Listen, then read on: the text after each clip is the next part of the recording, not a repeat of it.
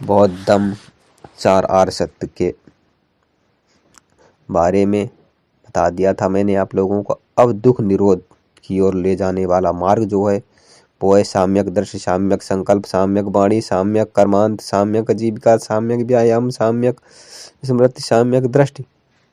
जो कि यहाँ पर बुद्ध कहते हैं कि कोई भी गुरु है, ज्ञानी है या मैं हूँ तो मैं आपको ज्ञान ही दे सकता हूँ। अपने दीपक जो है स्वयं बनो, अपनी शरण में जाओ, किसी दूसरे की शरण में नहीं। क्योंकि कार्य आपको ही करना है, आपको ही मार्ग पे जाना है। मैं तो सिर्फ रास्ता बता सकता हूँ, या कोई भी गुरु है आपको रास्ता बता सकता है। जाना तो आपकी ही होता है। जो कि यहाँ पर बताया गया है प्रथम में साम्यक दृष्टि, जो कि इस प्रकार है। आर्य श्रावक दुराचरण को पहचान लेता है। आर्य ज्ञानी को कहा जाता है। दुराचरण के मूल कारण को पहचान लेता है, साधारण को पहचान लेता है, सदाचार के मूल कारण को पहचान लेता है। तब उसकी दृष्टि इस कांड से भी साम्यक दृष्टि, सीधी दृष्टि कहलाती है। उसकी इस धर्म में अचल श्रद्धा है, वह इस धर्म में आ गया है। दुराचरण क्या है? जीव की हिंसा करना, चोरी करना, काम भोगों मिथ्याचार में लिप्त रहना जो कि शरीर से कृत किए जाते हैं, झूठ बोलना, चुगली करना, कठोर बोलना, फिजूल में बिना फालतू की बातें करना, वाणी करते हैं जो कि दुराचरण के अंतर्गत आते हैं। लोभ करना, क्रोध करना, मिथ्याचार करना, यह दुराचरण के मूल कारण है। अब सदाचरण के कारणों को सुनिए आप लोग। दुराचरण के और कारण क्या है? जो कि दुराचरण का मूल कारण है लोभ और द्वेष और मोह, यह भी दुराचरण का कारण है। और सदाचरण के कारण को सुनिए। जीव की हिंसा ना करना, यह सदाचरण है। चोरी ना करना, काम भोग संबंधी मिथ्याचार में लिप्त ना रहना, झूठ ना बोलना, चुगली ना करना, कठोर ना बोलना, फिजूल खर्च ना करना, फिजूल में ना बोलना मतलब, और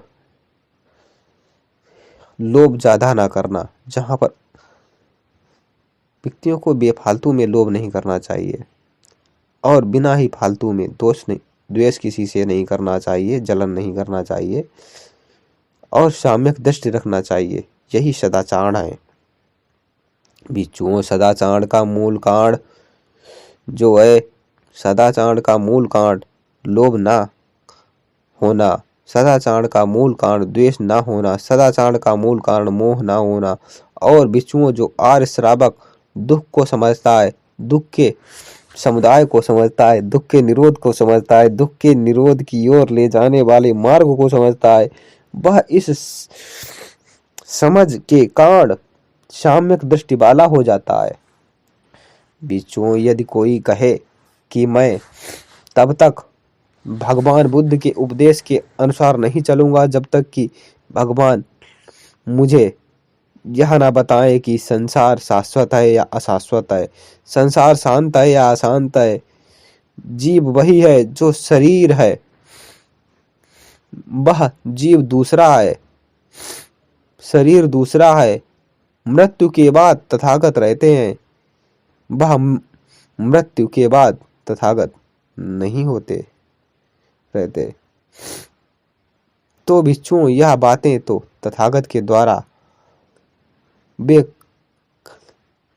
कही ही रहेंगी, और वह मनुष्य यूं ही मर जाएगा। अर्थात बातें और ज्ञान अनमोल है, वो सदैव रहता है, और व्यक्तियों की मृत्यु होती रहती है। यहाँ पर यह कहा गया है।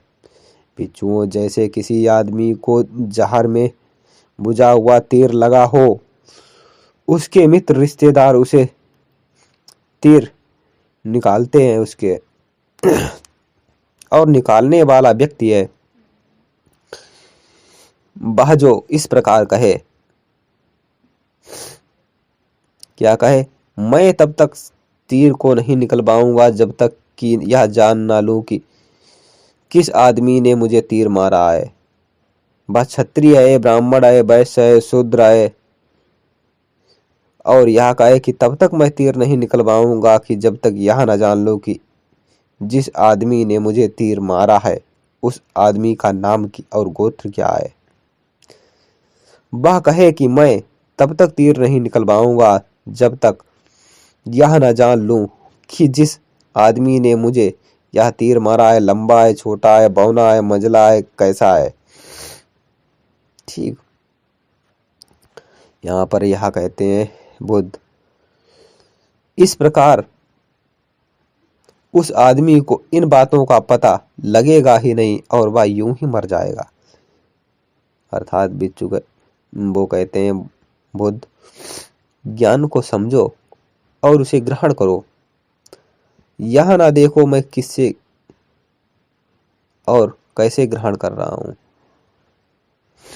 कहने का मतलब यहाँ पर यही है, बिच्छुओं संसार शाश्वत है ऐसा मत रहने पर, संसार अशाश्वत है ऐसा मत रहने पर भी संसार शांत है, ऐसा मत रहने पर भी संसार अनंत है, ऐसा मत रहने पर जीव वही है जो संसार है, ऐसा मत रहने पर भी जीव दूसरा है, शरीर दूसरा है, ऐसा मत रहने पर भी मनुष्य के बाद तथागत रहते हैं, ऐसा मत रहने पर मृत्यु के बाद तथागत नहीं रहते, ऐसा मत रहने पर भी जन्म, बुढ़ापा, मृत्यु, शोक, रोना, पीटना, पीड़ित होना, चिंतित होना, परेशान होना हर हालत में है ही। और मैं इसी जन्म में जीते जी इन्हीं सब के नाश का उपदेश देता हूं। बिच्छुओं, जिस आज्ञा पृथक जन ने आर्यों की सगति नहीं की, आर्य धर्म का ज्ञान प्राप्त नहीं किया, आर्य धर्म का अभ्यास प्राप्त नहीं किया, सत्पुरुषों की संगति नहीं की, सधर्म का ज्ञान प्राप्त नहीं किया, सधर्म का अभ्यास नहीं किया, उसका मन सत्य काय दृष्टि से युक्त होता है। वह यह नहीं जानता कि सत्काय दृष्टि पैदा होने पर उससे किस प्रकार मुक्त हुआ जाता है और उसकी सत्काय दृष्टि दृढ़ होकर उसको पतन की ओर ले जाने वाला बंधन बन जाती है। उसका मन विचिकित्सा से युक्त हो जाता है और उसका वह शील व्रत परामर्श से युक्त होता है, उसका मन काम वासना से युक्त होता है, उसका मन क्रोध से युक्त होता है, उसका क्रोध दृढ़ होकर उसे पतन की ओर ले जाने वाला बंधन बन जाता है। वह यह नहीं जानता कि उसे किन बातों को मन में स्थान देना चाहिए और किन बातों को नहीं देना चाहिए। इसलिए वह जिन बातों को मन में नहीं देना चाहिए उन बातों को मन में स्थान देता है और जिन बातों को मन में स्थान देना चाहिए उन बातों को नहीं देता है।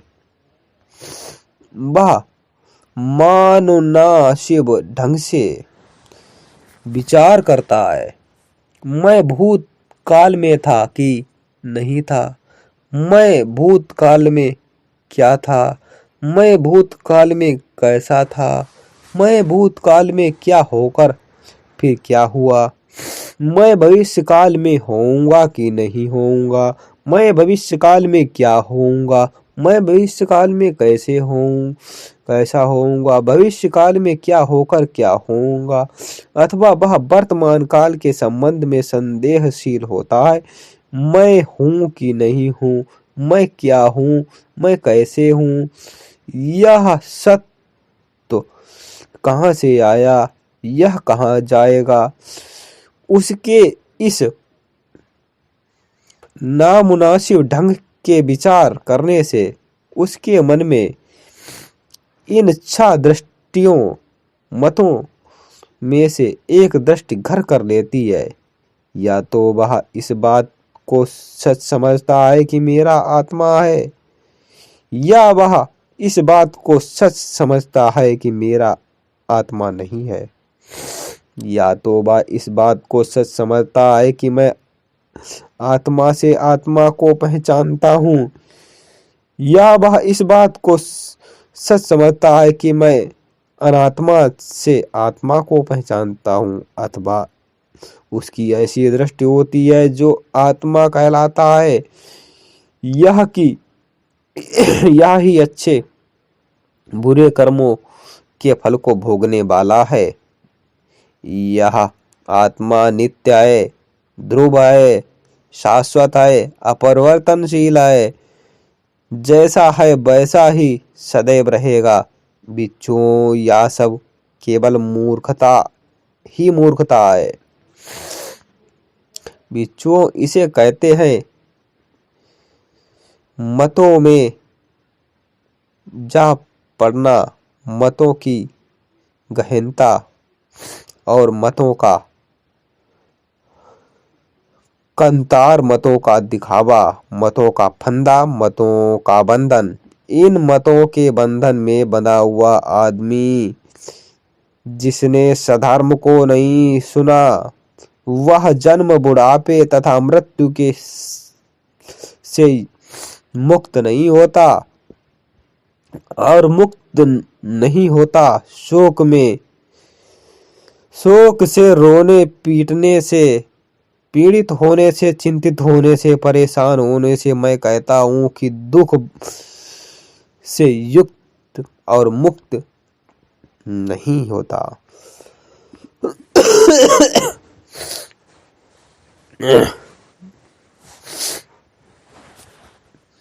बिच्छुओं, जिस पंडित आदमी ने आर्यों की संगत की है,